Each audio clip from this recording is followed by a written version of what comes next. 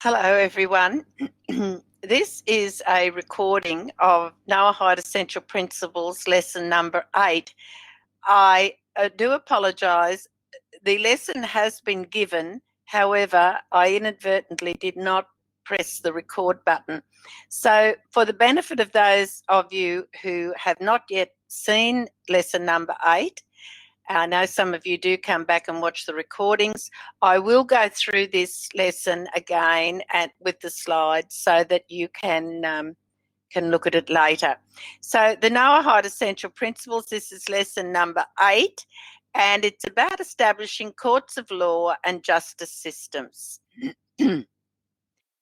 Just a quick recap of what we did last week in lesson number 7. We learned about the law called Ava Minahai, which is, of course, not eating the flesh of a still living animal. So we know, most of us know now that after the flood, Noah was permitted to kill animals for food.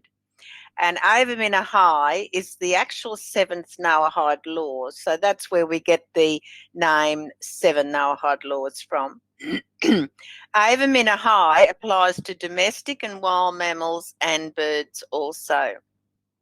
And that prohibition would include things such as causing pain and suffering to any living creature for that matter, mating different species of animals, and grafting different species of fruit trees.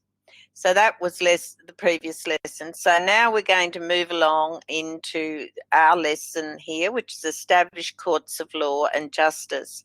So all of us here would agree that the establishment of laws and courts is well, it's essential, let's put it that way.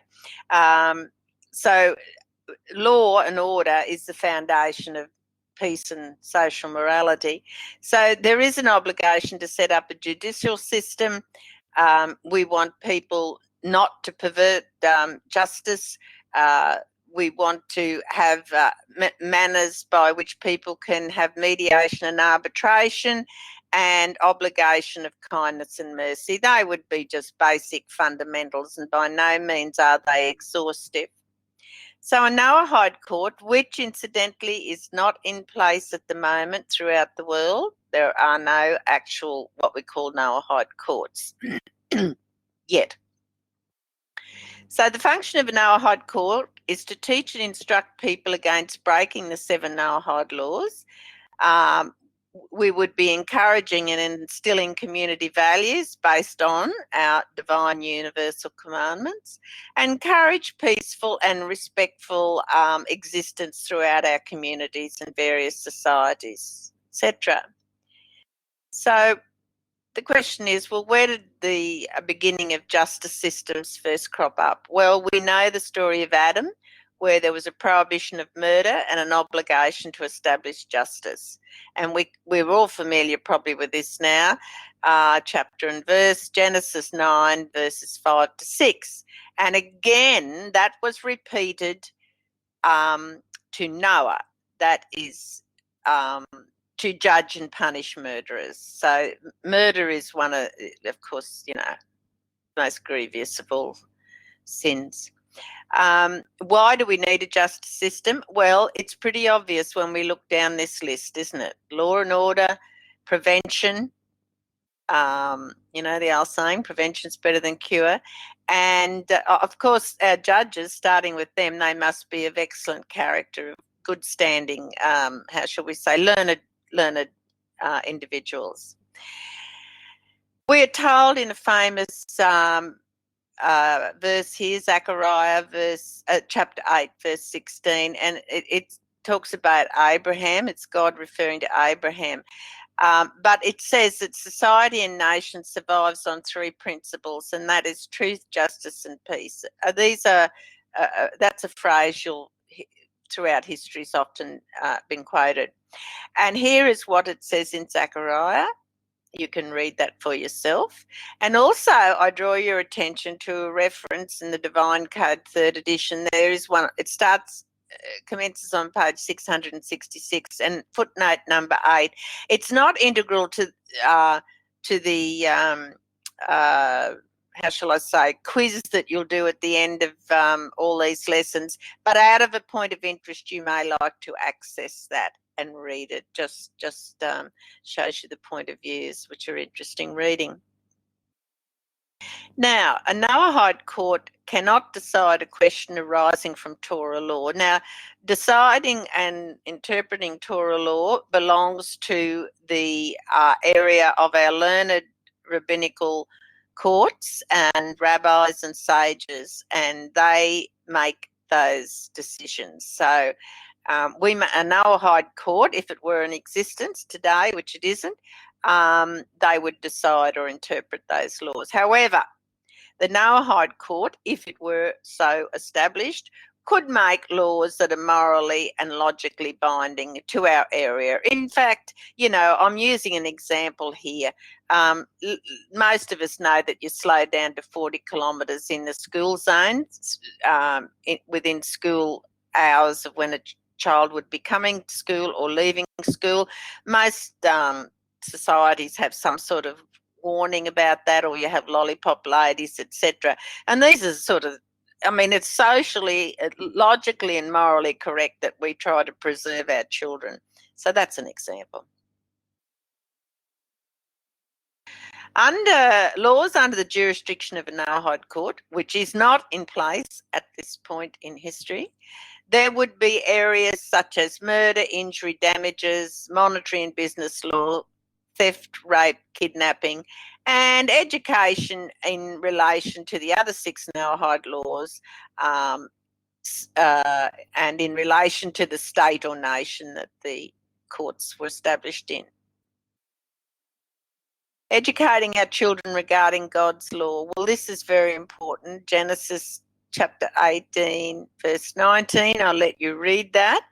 And also there is another reference here to the Divine Code, 3rd edition, page 675 and 676. There are footnotes 37, 38 and 39. Again, these are often the footnotes are just as interesting and intriguing as the actual text of the book.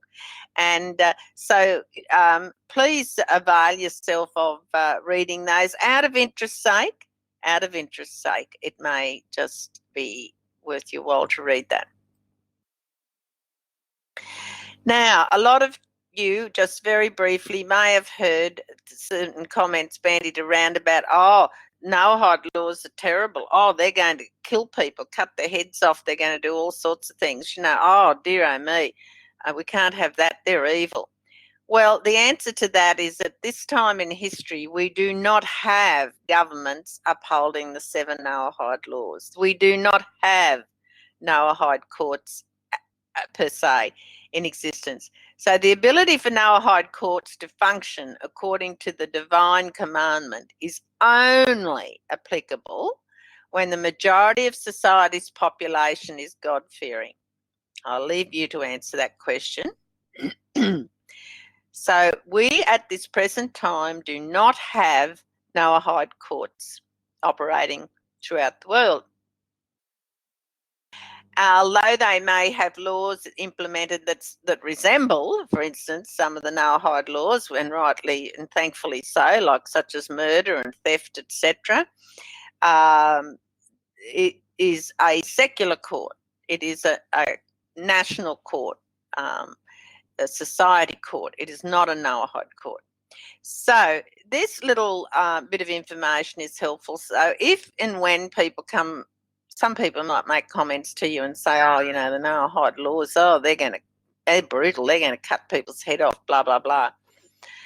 So one of the questions you could say, well, hang on a minute, are there Noahide courts operating in the world today? Do we have a death penalty in Australia or all this? And then you can say, well, in that fact, we don't have Noahide courts in operation, so you've got nothing to worry about at this stage. However, when the majority of world societies are not, they're not God-fearing at the moment, so they're not observant Noahides. So Noahides today are not able to establish Noahide courts or enforce the 7 Noahide laws upon society. That means it is not an empowered court system in the secular world today. And that is what you could just simply say. The Noahide law courts are not an empowered court system today, and all in God's time that will happen. There is predictions of some time or ideas of when this may come into place, but I believe we'll be left in no doubt when that happens. It will be visible. The whole world will become aware of God, and so I'm not terribly worried about what people think is going to happen, because often that never happens. So that is the abridged version of the last number 8 lesson, and I look forward to seeing you all next week for the final lesson, number 9, which will be a summary and conclusion of all that we've done in the last 8 weeks. And there will be a quiz that is purely optional. People can take later on at their own pace if they want to. We'll talk about that as well. Until next week, take care. Thank you for listening, and I will see you all next week.